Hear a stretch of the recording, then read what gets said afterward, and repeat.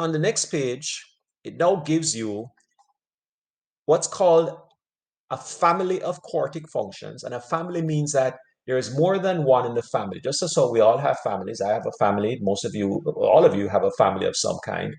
And even though you're not all the same in the family, there are some things about you that are the same in that family. So when we write an equation, sometimes you have certain things that are the same, but certain features that are different. Okay? So we want an equation for the family of quartic functions that have zeros at -2. A double root, by the way, means order 2, to use terminology that we've used before. So it's order 2. And a double root at 3. So same thing, order 2. Sometimes the term double root is used to suggest order 2. So if I have a 0 at -2, that means I have a factor that looks like this, x plus 2. If I have a 0 at 3, that means that my factor is going to be x minus 3. But then I also have to pay attention to the fact that these are double roots or order 2 roots, which means what again? When it's an order 2, how are those brackets going to be adjusted? What do I need to do to make them order 2 zeros? So I want the 0 which is at -2 and the 0 which is at 3. I created brackets for them to give them those zeros. But if it's an order 2 to the power of 2 on both. Thank you, Janaya. No, because it's a family of functions, I have to include an unknown a for now. Because there are several members of the family, right? There is not, we said this before, there's an infinite number of people that we, well, not people, but functions that we can put in the family, but they all have some features in common. They all have some features in common because they all have a -2 double root and a +3 double root. But they're not all the same graph. And we saw before that we could draw different graphs for that. Okay, so that's my family of functions equation. That's my family, right? That describes the family. So in my case, that would be the Kamock family. But I'm not the only person in the Kamock family. There are other members of the Kamock family. So let's find the member of this family that goes through that point. And we said before, there really is only one, right? Once you fix one other point with those zeros, you're going to nail it down to only one particular member of the family. So how do I figure out what that member of the family is if I know that this 108, this point, is a member of this family? Can you help me with that, please? How can I? So Karis says sub the values in for x and y. Absolutely. That's what we're going to do. So 108 is equal to a, we don't know what a is yet, 1 plus 2 squared, 1 minus 3 squared. So all I've done is I plugged in the 1 wherever the x was into the function, and I plugged in the y as 108. Exactly what Karis just said. Exactly what Karis just said. So really all we need to do now is just simply solve for the a. So 108 is equal to, this looks like 3 squared, which is 9. And this looks like -2 squared, which of course is +4. Right? 1 minus 3 is -2. -2 squared is 4. So that means that 36a is equal to 108. And therefore a is equal to 108 divided by 36, which I believe is 3. All right, you all have the calculators. I'm doing this in my head, so you double check me on that. But I believe that is 3. Am I right, by the way? Can you help me out? And thank you very much. Okay, so here's my equation then. My equation is y equals 3 x plus 2 squared x minus 3 squared. This specific function belongs to the family that is written on part A of the question. And this specific member of the family goes through the point 1, 108. There is no other function. Whoa, what just happened there? I just pressed something by accident. Okay. So there is no other member of the family that goes through that point. That's the only one. That's it. That's all. Okay. All right. So let me move on now to another one, which is going to be a question that you are going to have to do, a similar question you're going to have to do for yourself. And I'm going to start this off by taking you back to grade 10 for a bit. If I wrote the following down, a squared minus b squared, and said factor it, can one of you remind me what that looks like if I were to factor it? A squared minus b squared. A squared minus b squared factored is what? What is that equal to? Right? The term that we use is difference of squares. Remember that term from grade 10? I'm going to say grade 10. I think it was grade 10. What does that look like if I were to factor it? Anybody? Come on, folks. You've seen this before. This is not new to you. Thank you, Janaya. Thank you, Emily. Thank you, Elizabeth, Axa. Thank you all. Perfect. A plus B, A minus B.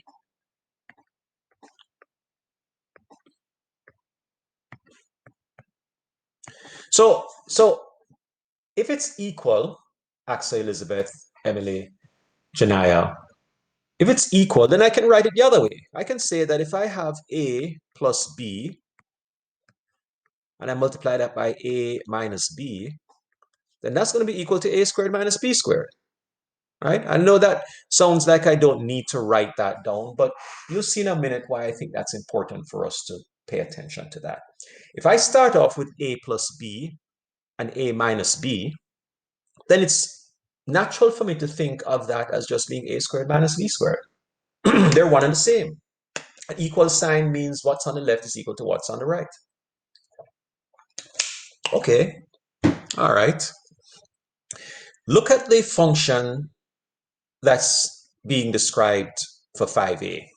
A simplified equation for the family of quartic functions with zeros at plus and minus 1 and 2 plus and minus root 3.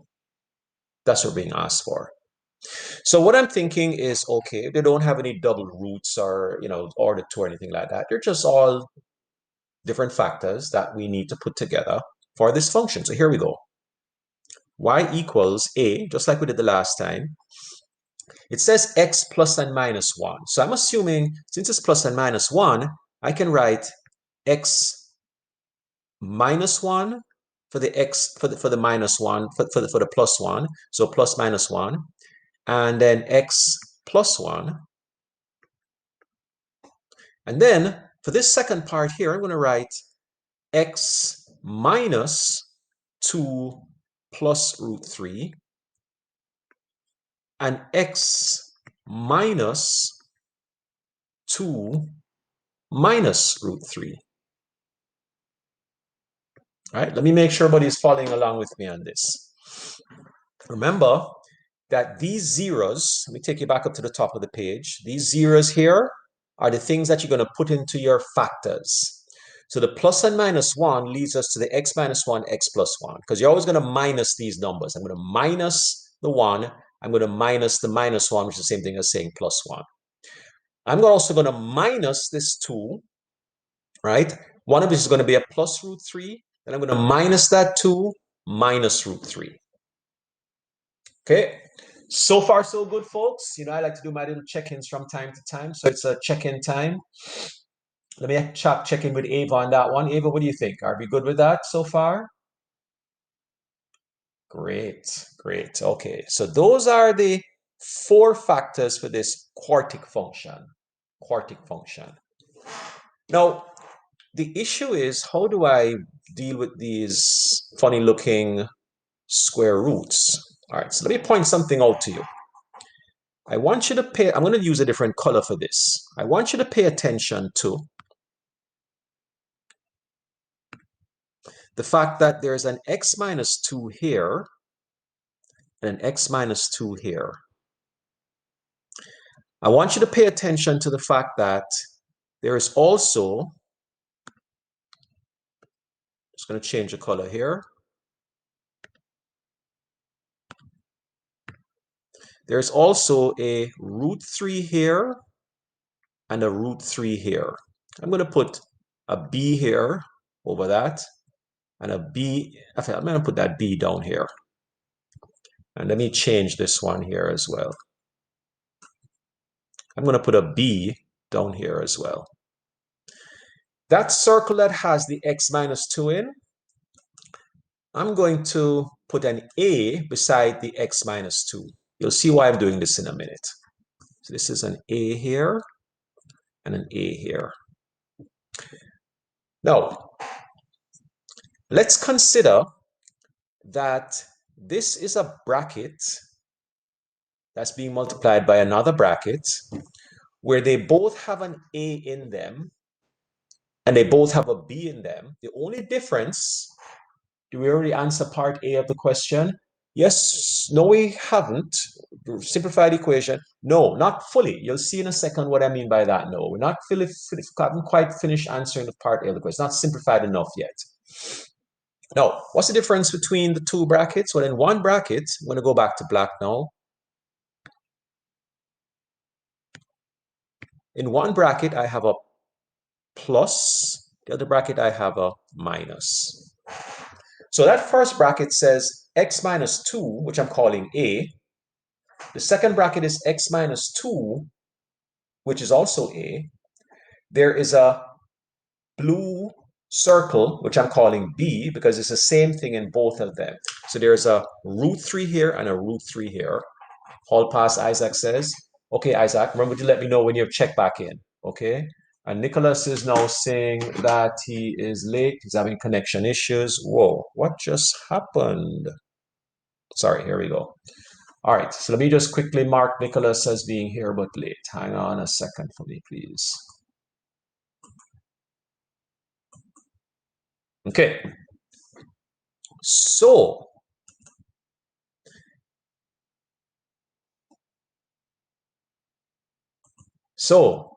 And Sharice is also telling me that she's here as well. Okay, so let me change that up. Hang on one second. It's important that you let me know as soon as you come to class that you are here. I don't notice when you check in, so that's important. Thank you very much for letting me know.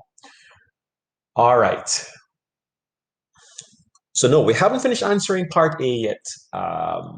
Let's see, Nicholas. We have. That's what we're gonna. No, not Nicholas. Sorry, somebody was asking me to answer part A. No, we haven't finished answering part A yet. So let's keep going here. So what I want you to notice is that they both have an A in them, which are both the same. They both have a B in there, which are both the same, but one is A plus B, one is A minus B. So it would stand to reason that this would be the same thing as A squared minus B squared. Right? Do people see what I'm saying here? That's A plus B, A minus B all over again. So really, if I took the red circle, squared it, and subtracted the blue circle squared, that would be the same thing as taking A plus B, A minus B, and making it equal to A squared minus B squared. That's really what we're saying. So in my next line, here's what I'm going to write. Right, I'm back to black now. So y equals A. Still have the x minus 1, the x plus 1. Well, now I'm going to put in my next bracket the x minus 2, the blue circle, squared minus the root 3 squared. Look at that line and let me know whether that line makes sense to you. Because it's just like what I had in the previous line where I said, if I have an A plus B and an A minus B, then I can write that as A squared minus B squared. Right? Randy, what do you think? Does that kind of make sense? You're good. That's good to know. All right. I'm going to keep going here, folks. Going to keep going here. Jeremiah, how about you? Does that make sense to you, what I just did? Calling it A squared minus B squared, or x minus 2 squared minus the root 3 squared. Okay. Rachel has her hand up. Jeremiah says yes. Rachel, please go ahead.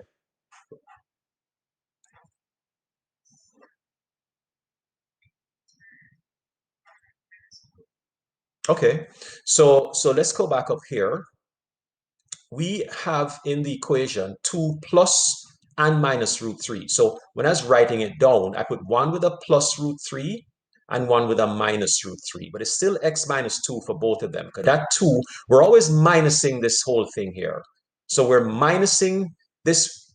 Remember, this thing here that I'm pointing to is one of the zeros. 2 plus root 3 and 2 minus root. Those are two zeros. One is a 2 plus and one is a 2 minus. So when I'm writing them down, I go minus each of these zeros. Remember that anytime we have a zero, Rachel, we always minus that zero. So I'm minusing that zero with the 2. And in one case, I put a plus root 3. In the other case, I put a minus root 3. Does that kind of sort of make sense so far? I can go over that again if you're not 100% sure. Okay, okay, great. Thank you, Rachel. And thanks for the question. And I want to tell you, Rachel is doing exactly what I want you to do. So please remember that you ask when you're not sure. That's exactly what I'd like you to do. Okay, so let's get to it now. So we took the first red bracket, well, the first red circle, and we squared it, because that's your A. We took the blue circle, and we squared it, that's your B. So A squared minus B squared, that's your A plus B, A minus B right there. That's exactly what that is. Now, let's keep going. Let me do a little aside here in this little box down here, right? And just talk about this for a second here. I'm going to scroll over.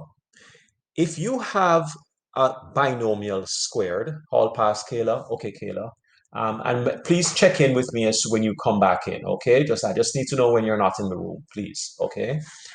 So I just want to see if everybody remembers this. If I have x plus y squared, then the way this works is, oh, I just lost my connection there for a second. Is everybody still with me? Anyone else log out? Yeah, that might have been me. Can you hear me?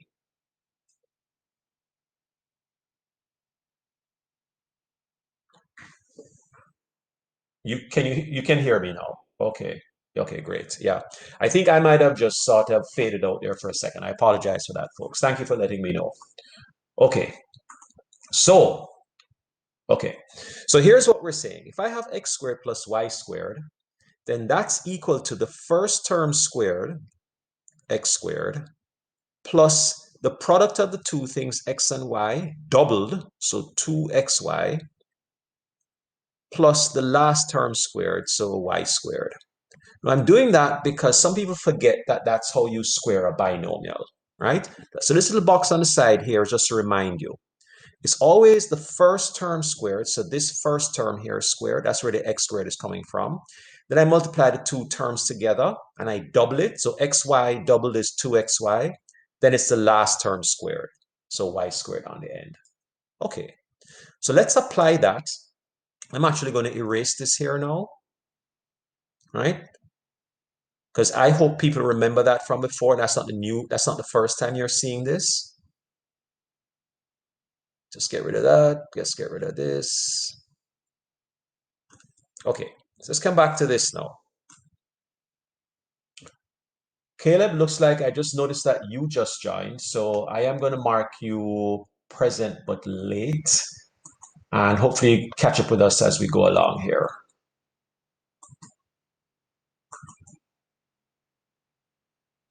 Caleb, you're able to hear us, by the way. You're able to, I just want to check in with you. I see that you just came in. Okay, perfect. All right, so I'm about to do the same thing now. I'm about to square this x minus 2. So here we go.